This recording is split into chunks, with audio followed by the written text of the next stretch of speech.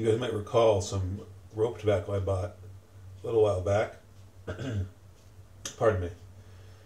Well, it was way too dense to smoke in a pipe, but tonight I'm going to try because the tobacco has dried out, and when I cut it, it becomes flaky.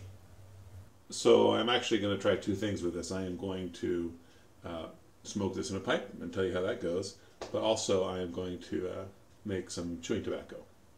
All right.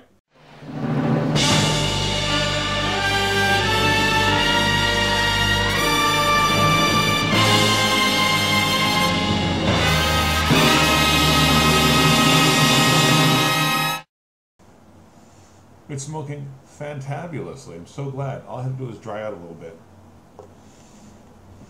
So now I have a source of decent tobacco that won't be taxed through the wazoo. I just have to choose a tobacco that will actually dry up and kind of flake a little as it ages. Because I did buy some when I came to Brazil the first time in 2013. Just to visit, I bought some road tobacco that never did that. So I have to be judicious. I'm so excited, and this tastes. It's a little more bitter than I would like, but not acrid. And it's a kind of bitterness that you find in like a walnuts. So it's pleasant. And a little bit of cigar pepper too. So this particular tobacco works out really well. Alright. Topic at hand. I think this video is going to be relatively short. I'm going to write a blog post about this too.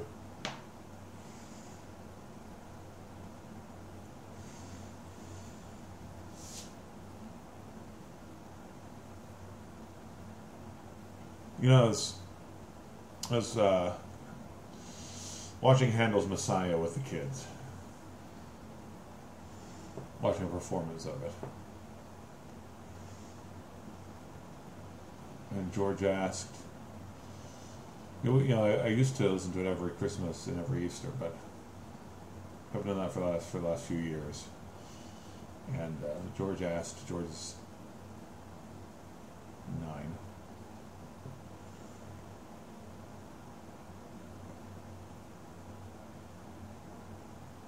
Is that English? Are they singing in English?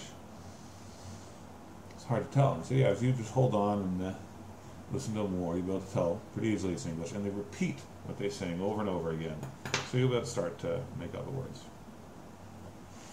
That got me thinking about the King James Version of the Bible.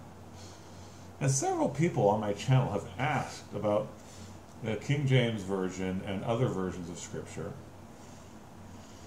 And requested a couple of different videos on topics related to that, related to not the King James, but to translations of the Bible, which are the best. This video is not about that, but it's tangentially about that, and I hope eventually to get to those topics. Although I say I'm not a biblical languages scholar, I'm merely a languages enthusiast, a lover of English, and a lover of Scripture. So I have my opinions. You can take them for what they're worth. They are opinions.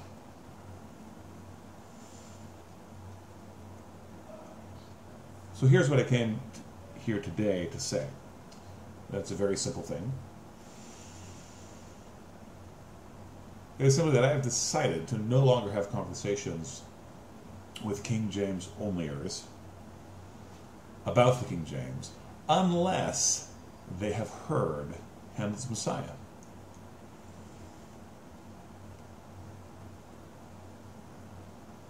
Because that's the kind of thing someone who loves the language of the King James would do. They would listen to Handel's Messiah. If you don't love the language of the King James, you just have some bizarre notion that Christian civilization reached its apex when that translation was made.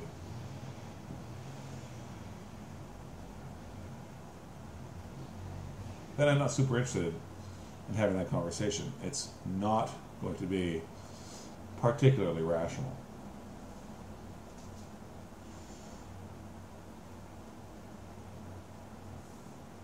And it's likely the youth viewer probably noticed if you've interacted with King James onlyers,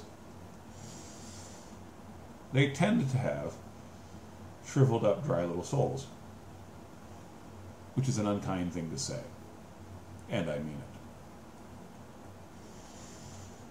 So, I look forward to the responses I get from you, my regular viewers, and from you, viewers who might run into this video later through whatever Google searches you might perform.